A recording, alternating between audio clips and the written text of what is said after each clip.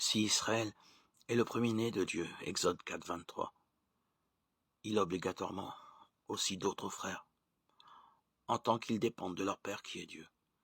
Et si certains peuples sont en retard sur le premier élu, Israël, ils n'en sont pas pour autant exclus du rang d'enfants de Dieu, dans la mesure où Dieu est considéré comme le Père de tous les hommes.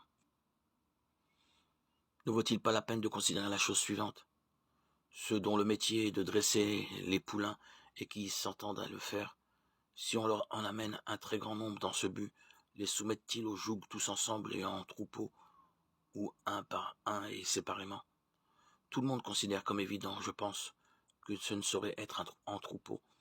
mais bien plutôt un par un, qu'on familiarise ses chevaux avec la bonne manière de courir. Et si les derniers dressés devaient se plaindre de ne pas être les premiers à apprendre, puisque d'autres les ont précédés, et cela alors que l'homme qui s'est engagé à les dresser n'ignore nullement le moment le plus favorable à chaque bête, qui n'absoudrait le dresseur dans ce procès. S'il a veillé à faire entrer chaque cheval dans le manège à son heure, et à donner au premier traité l'entraînement nécessaire, qu'on l'acquitte,